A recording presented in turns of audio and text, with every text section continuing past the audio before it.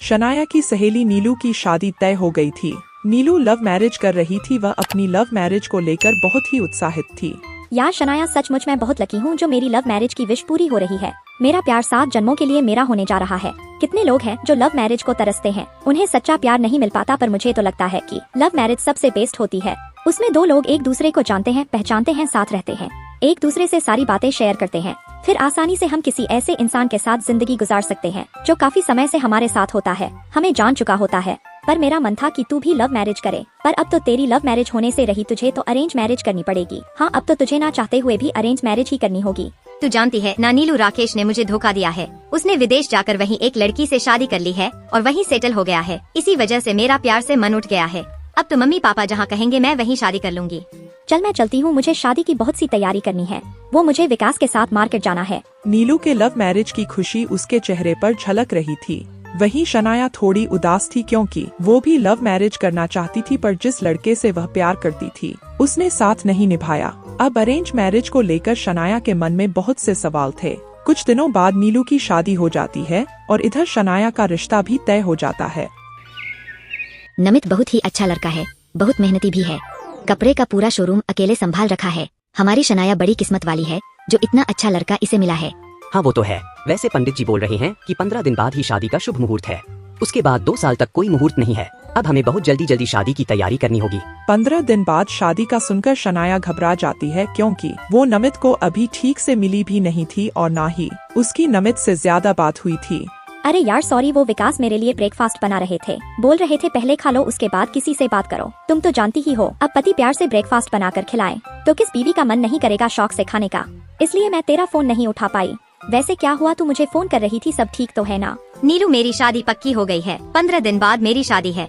क्या 15 दिन बाद तेरी शादी है? पर तू तो अभी उस लड़के को जानती भी नहीं है। वैसे तू नमित से मिली भी है?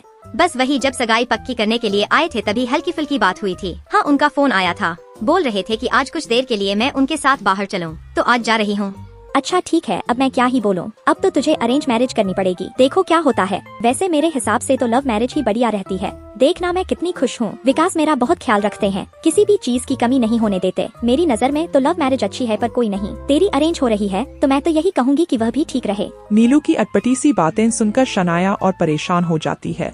उस दिन नमित उसे सबसे पहले मंदिर ले जाते हैं, उसके बाद वह एक रेस्टोरेंट में जाते हैं। वैसे तुम्हें खाने में क्या पसंद है, हम ऑर्डर कर देते हैं। जी, आपको जो पसंद है आप मंगा लीजिए, मैं उसी में से थोड़ा ले लूंगी। ओके तो ठीक है, मैं ऑर्डर कर देता हूँ। मैं हैंड वॉश करके आती हूँ। यार अगर यही लव मैरिज होती तो मेरी पसंद का खाना आ रहा होता। बताओ तो दोबारा भी नहीं कहा और झट से ऑर्डर कर दिया, वह भी अपनी पसंद का। शनाया हाथ धोने चली गई। कुछ देर बाद जब वह लौटी तो वह हैरान थी। खाने की टेबल पर वही सारी डिशेस रखी हुई थी जो शनाया को पसंद थी। यह सब तो मेरी पसंद का है, क्या आपको भी यह सब पसंद है? आज से पहले तो नहीं था, पर अब तुम्हारी हर पसंद मेरी पसंद होगी। मैंने तुम्हारी मम्मी को कॉल करके पूछ लिया था कि तुम्हें खाने में क्या क्या पसंद है, और मुझे यह भी पता चला है कि तुम्हें वह चॉकलेट वाली आइसक्रीम बहुत पसंद है। हम रास्ते में वो भी खाएंगे, और हाँ गोलगप्पे भी। वो मैं तुम्हें एक फेमस जगह है वहाँ के खिलाऊंगा। पर खट्टे पानी वाले? खट्टे पानी वाले? चलो मैं भी 1-2 खा ही लूंगा। वैसे शनाया, बाकी तुम मुझे अपने बारे में सब कुछ बता दो कि तुम्हें क्या क्या पसंद है और क्या क्या नहीं। शनाया, मैं चाहता हूँ कि मैं तुम्हें हर तरह से खुश रखूँ। मेरी तरफ से तुम्हें कभी कोई कमी ना रहे। तुम तो मेरे लिए बेस्ट वाइफ बनने जा रही हो, मैं तुम्हारे लिए बेस्ट हस्बैंड बनना चाहता हूँ। शनाया ने सपने में भी नहीं सोचा था कि नमित उसे इतना प्यार करेगा। उसके मन की सारी टेंशन दूर हो गई। उस दिन शनाया ने नमित के साथ बहुत एंजॉय किया। नमित ने उसे किसी भी बात की कोई कमी नहीं होने दी। शादी की सारी शॉपिंग भी नमित और शनाया ने एक साथ की। कुछ ही दिनों बाद उन दोनों की भी शादी हो गई।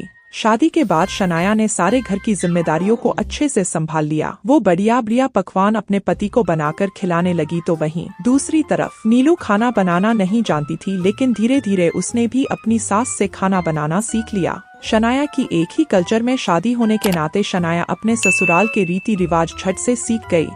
आज की पूजा की सारी तैयारी शनाया बहू ने की है। इसने मुझे किसी काम को हाथ तक नहीं लगाने दिया। वहीं दूसरी तरफ नीलू ने इंटरकास्ट मैरिज की थी, जिस वजह से उसे अपने ससुराल वालों के रीति रिवाज सीखने में वक्त लगने लगा, जिससे नीलू को अपने ससुराल में एडजस्टमेंट करने में वक्त लगता है। एक रोज शनाया और नमित एक शादी में गए थे, जहां नीलू भी विकास के साथ पहुंचती है, जहां वह देखती है कि पूरी शादी में नमित शनाया का खूब ख्याल रख रहा है। और उसकी हर फरमाइश पूरी करता है। यह सब देख नीलू और शनाया की गलतफहमी अब दूर हो गई कि अरेंज मैरिज में हम वह प्यार नहीं पा सकते जो लव मैरिज में पाते हैं। लव मैरिज हो या फिर अरेंज मैरिज, बात आती है अच्छे पार्टनर की। जब लड़का और लड़की दोनों की सोच मिल जाती है तो रिश्तों में प्यार अपने आप ही आ जाता है। बस जरूरत होती है आपसी प्यार और एक दूसरे के दिल की भावनाओं को समझने की।